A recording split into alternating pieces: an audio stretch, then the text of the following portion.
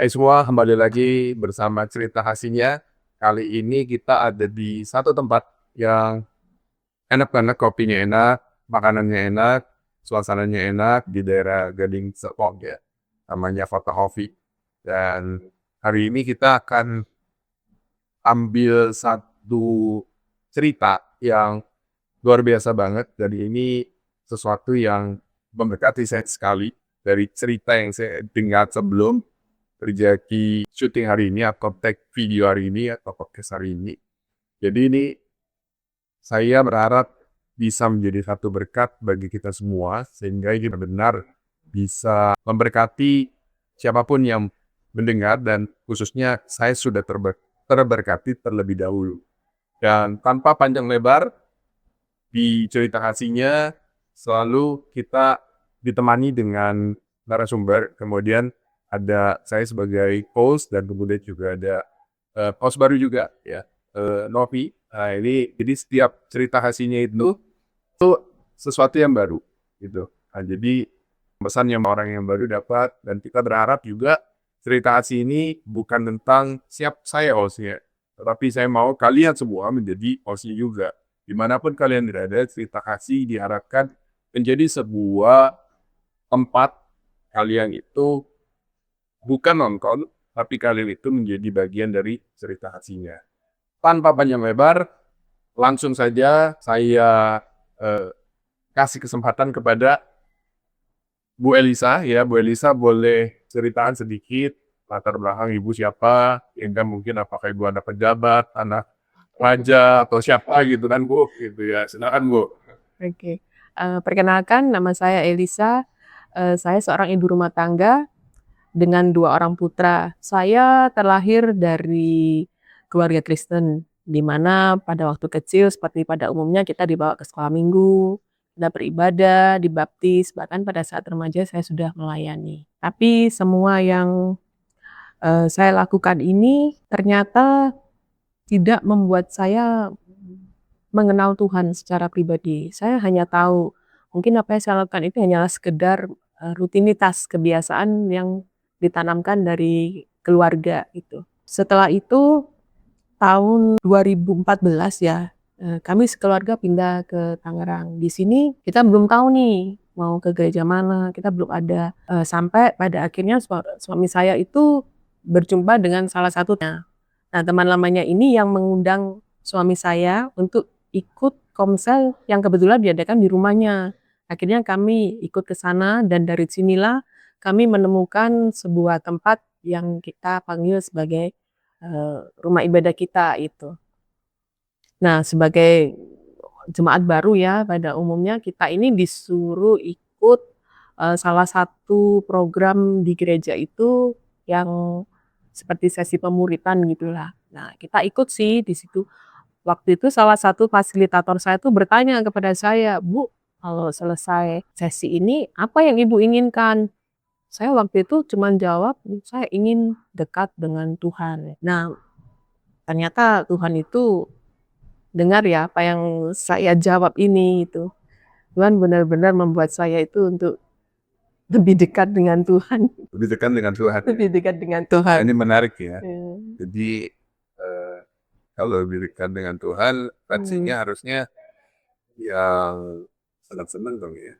Enggak juga sih. Jadi sebelumnya itu saya pernah, gimana ya, kita masih manusia, kadang kita tuh males nggak ke gereja. Bahkan pernah saya tuh, selama setahun penuh nggak ke gereja tuh pernah, kadang hanya sesekali gitu. Jadi pada saat kita mempunyai rumah baru ini, kerinduan dari hati tuh ada muncul, "Iya ya, saya ingin dekat lagi dengan Tuhan," gitu.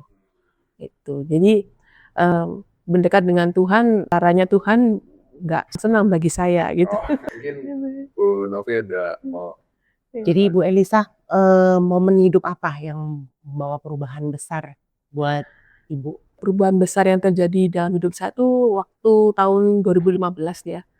2015 itu saya tuh tiba-tiba pingsan, terus, suami ajak saya ke dokter. Waktu itu kontrol ke dokter, singkat cerita, dokter curiga saya terkena kanker karena dokter merujuk saya ke dokter onkologi waktu itu. Nah, waktu saya dengar nih kata onkologi, langsung saya kaget, stres, lemes, bingung karena kanker. Dalam benak saya kanker itu adalah sesuatu yang sangat-sangat mengerikan dan ujung-ujungnya adalah maut. Ya, tapi pada waktu ya sebelum mengalami kita tahu, tapi pada saat mengalami itu beda rasanya. Jadi aduh kayaknya inilah akhir hidup saya. Itu yang membuat saya takut, apalagi kan anak saya waktu itu masih kecil ya. Jadi saya tuh nanti kalau saya mati gimana anak saya gitu. Saat itu umur berapa, Bu? Anak saya waktu itu masih SD. Yang kecil itu umur 11 apa 10 ya. Yang gede selisih 2 tahun lah. Jadi mereka masih sangat butuh orang tua gitu. Jadi saya tuh bingung kalau saya mati anak saya gimana. Nah, terus terang kalau suami saya nggak terlalu banyak mikir ya, karena saya mikir biasanya cowok nanti adalah gitu.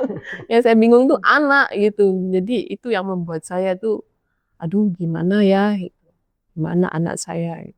Apa yang Ibu rasain waktu sebelum didiagnosis kanker kan, maksudnya Ibu lagi posisi gimana, sampai pengobatan gimana? Waktu saya didiagnosis kanker itu dokter memberikan serangkaian cara pengobatan ya. Cara pengobatan singkat cerita ada beberapa dokter, tapi akhirnya dokter yang terakhir inilah yang kita pakai caranya. Jadi saya sempat pendarahan hebat ya, sempat pendarahan hebat. Waktu itu salah satu dokter itu dia punya alat tuh canggih sih, jadi dia udah tahu, iya bener ini positif cancer. Cuman dia harus minta saya lakukan biopsi untuk melihat tahu bagaimana kankernya itu jenisnya apa, stadiumnya dan lain-lain gitu. Jadi akhirnya saya melakukan biopsi dan singkat cerita memang itu positif kanker dan jenisnya lumayan ganas karena dia cepat terbelah. Terus karena nggak bisa ditunda, dia langsung suruh saya operasi. Cuman waktu itu keluarga mikir ya, coba deh kita cari dokter yang lain. Cancer apa ya itu, Bu? Cervix. Cervix stadium 3B. Gitu. Jadi akhirnya kita cari second opinion dan dokter yang second opinion pun juga menyatakan bahwa ini benar cancer, positif cancer. Udah jadi bukan ada salah diagnosa atau enggak, memang udah positif cancer. Cuman bedanya dia bilang udah nggak bisa dioperasi karena udah banyak menyebar. Sebelum didiagnosis gejala apa, Bu, yang dirasain? Nggak ada rasa gejala apa-apa ya, maksudnya semuanya normal. Cuman memang kalau waktu maaf ya datang bulan itu agak lebih lama dari biasanya. Hanya itu aja, nggak ada keluhan apa-apa gitu. Ke dokter langsung divonis pingsan, tiba-tiba ke dokter langsung divonis stadium 3B. Iya. Dapat jackpot. Begitulah. Sama sih. Itu juga yang terjadi sama saya. Jadi jackpot, tiba-tiba kanker. Itu kan bagi orang kayak nggak ada persiapan apa-apa. Iya, benar. Ya. Hanya kejadian begini, cerita kasihnya itu salah satunya juga memberikan sesuatu gitu kepada yang dengar. Jadi memang nggak ada persiapan apa-apa. Benar. Yang harus kita lakukan adalah ya melawan itu kan.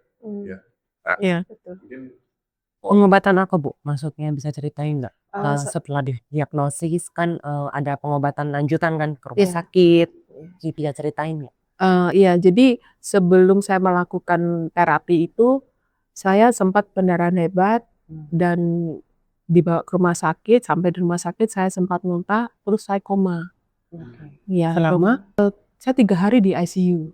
Gitu. Jadi pada waktu saya koma itu, saya dengar tuh dokter jaga ya waktu itu di rumah sakit, dokter jaga itu panggil keluarga gitu. Dia bilang kalau mereka gagal memberhentikan pendarahan ini, keluarga diharuskan siap-siap gitu. Nah saya tuh dengar, semua yang dokter katakan tuh saya dengar. Saya tuh mau ngerespon, mau jawab ke dokter, enggak dok, saya enggak ini, tapi saya nggak bisa ngomong. Saya kan posisi tidur, saya mau gerakin tangan saya tuh nggak bisa gitu. Tapi semua panca indera otak, telinga itu berjalan gitu, saya nggak merespon gitu. Saya nggak bisa merespon, jadi gimana ya kalau kita nggak bisa apa-apa gitu, nggak bisa berbuat apa-apa gitu loh. Jadi apapun yang kita usahakan, saya sampai perintah otak ngomong, tapi ya nggak bisa gitu ya, tetap aja posisinya tetap saya tidur gitu, tapi semuanya tuh saya dengar gitu. semuanya tuh saya dengar. Jadi ya puji Tuhannya tuh dokter berhasil menghentikan pendarahan saya, tapi bukan berarti masalah saya selesai ya. Jadi saya harus melakukan serangkaian terapi. Terapi apa selain Saya yang dilakukan, Bu? harus kemoterapi, radioterapi, sama Selama? brachyterapi. Kalau kemoterapi itu 8 kali, radioterapi 25 kali, brachyterapi 3 kali. Dan itu saya titik rendah. Iya, titik terendah. Di situ apa sih yang Ibu pikirin gitu ya? Di titik itu saya tahu tuh yang namanya udah gak bisa ngapa-ngapain, sendirian, gitu kan, dengan segala macam persoalan yang ada, apalagi ini nggak main-main, nggak kalek nih, ini hidup dan mati gitu kan. Iya. Nah, itu titik terendah itu apa ya Ibu pikirkan? Ya. Selain anak ya tadi ya. Iya, karena waktu itu kan tekanan darah saya tuh, BP saya tuh udah tinggal 30, dia kan turun terus. Jadi waktu memulai proses terapi ini, saya takut ya. Saya takut. Takut bukan hanya sekedar menghadapi apa yang akan dilakukan dokter, tapi sebenarnya saya juga takut terhadap diri saya sendiri. Nanti kalau saya mati bagaimana? Itu ada ketakutan sendiri. Apakah saya tuh masuk surga atau enggak gitu kan? Masih belum yakin. Itu saya masih nggak tahu gitu. Pasti selama proses kemo itu kita ada up and down-nya. Ya. Pada saat kita up masih oke lah, kita bisa menerima keadaan kita. Tapi pada saat kita down, kita itu berserah sama Tuhan. Tuhan, saya udah nggak tahu nih, saya udah nggak bisa apa-apa lagi. Kalau saya udah nggak tahan tuh, saya udah bilang gini ke Tuhan, Tuhan, ya udahlah, mati ya matilah, pulang ya pulang lah. Saya udah gitu. Itu saya pasrah dan berserah. Terserah apa mau Tuhan. Paling hanya itu. Terus, tapi tentu baik ya. Dalam kondisi saya yang di tempat baru, belum banyak kenal orang. Tapi Tuhan tuh kirimkan orang datang ke saya. Orang yang nggak saya kenal, bukan orang yang saya kenal. Orang yang saya nggak kenal, tiba-tiba dia ketok rumah saya, dia menyampaikan bahwa dia mau berdoa. Gitu. Ada beberapa orang dan salah satu dari orang itu adalah Pak Dudu. Pak Dudu ini dia seorang yang cinta Tuhan, dia juga melayani Tuhan, dan dia ini terkena leukemia stadium 4. Terkena leukemia. Kondisinya tuh jauh lebih parah dari saya. Kalau saya 3 hari, dia di rumah sakit tuh full 1 tahun, pokoknya parah banget dah gitu. Terus saya mendengar cerita dia itu, saya jadi semangat gitu, Tuhan, dia tuh parah loh, tapi Tuhan itu bisa tolong dia. Saya lebih ringan dari dia, Tuhan juga pasti tolong saya gitu. Dia pede aja bilang gitu, Tuhan, dia kalau tolong, kau juga tolong saya gitu. Itu yang membuat saya semangat lagi, naik lagi pada saat saya down. Saya semangat lagi, dan itu kejadian terus sampai saya tuh selesai kemo. Tuhan kirimkan orang silih berganti gitu. Jadi membuat saya tuh merasa benar ya, Tuhan itu benar nggak meninggalkan saya. Nah ini yang luar biasa sih kalau dari saya lihat ya, Bu Elisa, ketemu seseorang yang itu nggak main-main kan, setahun gitu. Sebenarnya waktu kita cerita Bu, sebelum kita cerita kasihnya ini saya bilang yang saya lewatin kecil lah, Bu Elisa lebih parah, lebih luar biasa. Jadi sebenarnya ini sesuatu yang ada polanya gitu ya, yang kita lihat untuk kiri begitu kan, teman-teman contoh Bu Elisa, beneran saya bilang sama istri, ya saya alamin, aduh nggak ada apa-apanya, ini lebih dahsyat, tapi masih ada yang lebih parah lagi. ada lagi yang lebih dahsyat. Iya. Terakhir Pak Riki juga sama dahsyat gitu loh. Maksudnya dengan adanya channel cerita kasihnya ini, ternyata kita bisa belajar bahwa ya kita alamin itu masih ada yang lebih dahsyat gitu kan. Dan itu menjadi sebuah kekuatan sih untuk kita gitu, bukannya menjadi membuat kita aduh kita jadi harus segala macam, tapi itu menjadi kekuatan. That's why ini yang membuat saya semakin percaya bahwa yang sedang kita bagikan ini bisa mudah-mudahan bisa memberikan kekuatan kepada setiap orang yang mendengar cerita kasih kita, bahwa memang seberat apapun, percayalah di atas Iya. langit masih Benar. ada yang berat, lebih berat daripada kita. Dan good news-nya adalah survive. Dan Bu Elisa 2015 kalau nggak salah, berarti sekarang 11 tahun, ya kan? So, saya melihat luar biasa dan segala macam, dan ini saya pasti percaya itu, ya kan? Tapi memang ada bagian kita yang harus kita jaga ya, betul ya? Iya. Nah, mungkin itu yang saya mau highlight kepada teman-teman semua di sini bahwa ini sesuatu yang pertama memberkati saya dan terkonfirmasi dengan adanya sebuah cerita, dan ternyata ceritanya yang luar biasa diinspirasikan oleh seseorang yang namanya Pak Dodo itu. Dan Pak Dodo itu datang juga nggak tahu dari mana ya Bu. Nggak kenal saya. Nggak kenal itu kan. Dia cuma tahu saya sakit, dia minta alamat, diberi, dan dia datang. Nah itu, Jadi pertama kali kenal adalah di rumah saya saat dia mau dipanggil sakit. nah itu sesuatu yang luar Luar biasa. biasa. Mungkin mau ada apa? Jadi dari Ibu ngalamin ini, Bu Elisa ngalamin ini, siapa Bu yang menginspirasi Bu Elisa nih? Jadi bisa selain Pak Dodo, biar bisa melihat dari sudut pandang yang berbeda. Kalau menginspirasi saya sih, karena saya tuh orangnya pemikirannya tuh begini, kalau kamu nggak ngalamin lu jangan banyak omong dah. Iya, iya. Karena nggak ngalamin, nggak tahu rasanya. Lu nggak ngerasain lu. Jadi lu bilang bisa, lu nggak ngerasain dulu, baru Iya, lu iya. gitu. Jadi saya tuh ada orang-orang yang menginspirasi saya, ya ada orang-orang yang sudah mengalami dan dia itu bukan berarti dia harus sembuh ya, tapi dia itu berjuang gitu. Dia punya semangat untuk berjuang. Itu yang menjadikan inspirasi. Karena sembuh atau tidak sembuh itu kan tergantung dari Tuhan ya gitu. Jadi yang penting dia tuh selama berjuang itu dia melakukan yang terbaik yang dia lakukan. Itu sih. Jadi kalau orang itu ya otomatis orang-orang yang pernah sakit atau anak-anak saya. Hanya itu sih. Karena saya berjuang dari keluarga adalah saya udah nggak ingat yang lain, saya cuman anak saya. Sampai saya tuh berdoa, Tuhan kalau Raja Hizki aja minta perpanjangan umur, Engkau kabulkan. Saya juga dong. Saya minta Tuhan perpanjangan umur seperti Raja Hizkia. Kalau Kau sembuhkan saya akan menjadi saksi. Saya akan menceritakan supaya banyak orang juga menjadi kuat dan menjadi mengenal Engkau gitu. Kalau Engkau itu baik. Jadi ke waktu saya kalau udah down itu, saya tuh udah menghitung hari ini jam berapa, pagi saya bangun, terima kasih Tuhan.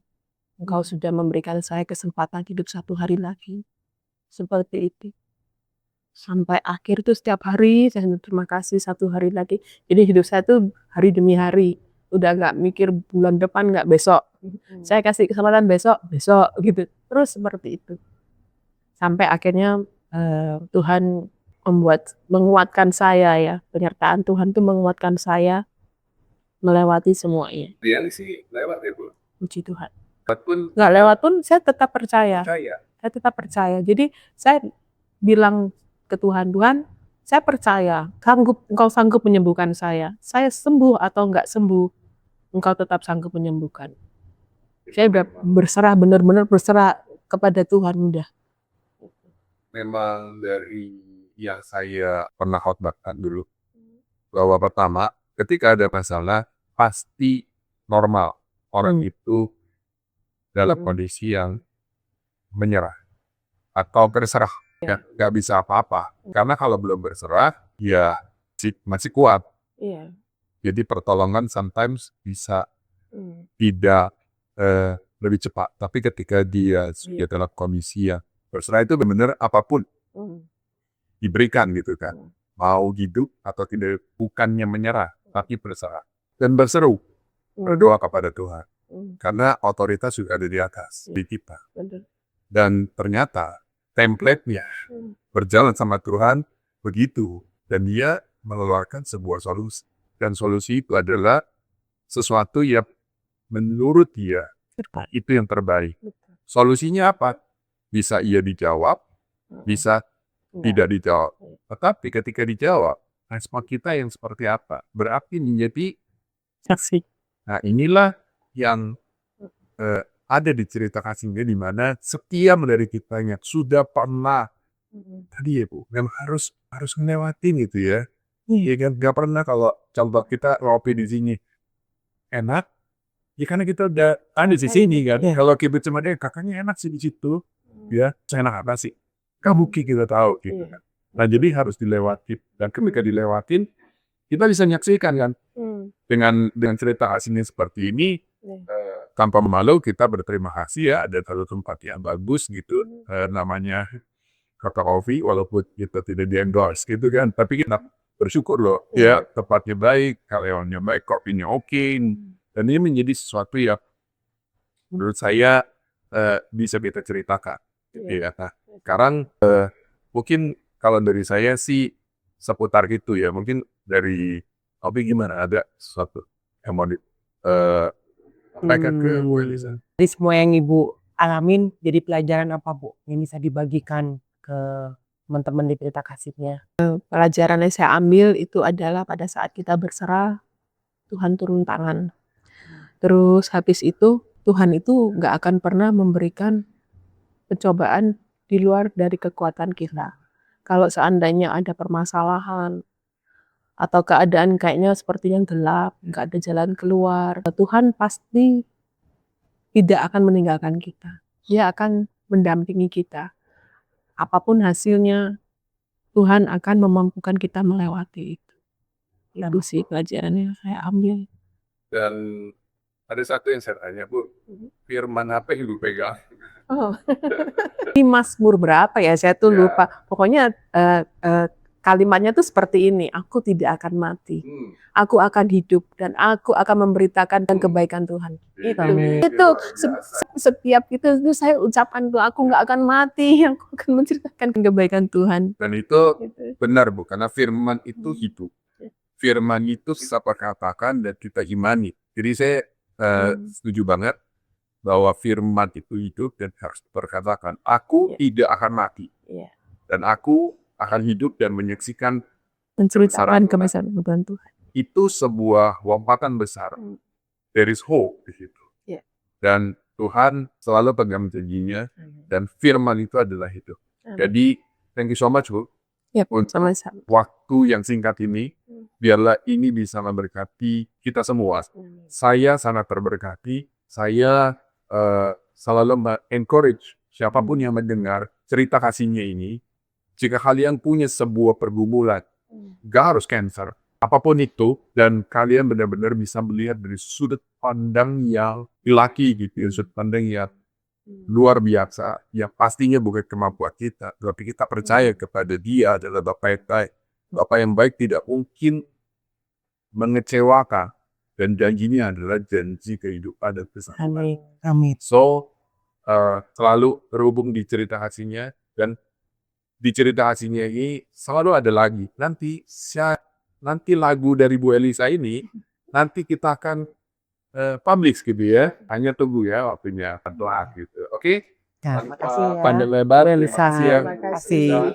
untuk waktunya semoga ini mudah gitu. Amin. Terima kasih. Terima kasih. Tuhan Yesus memberkati. Oke,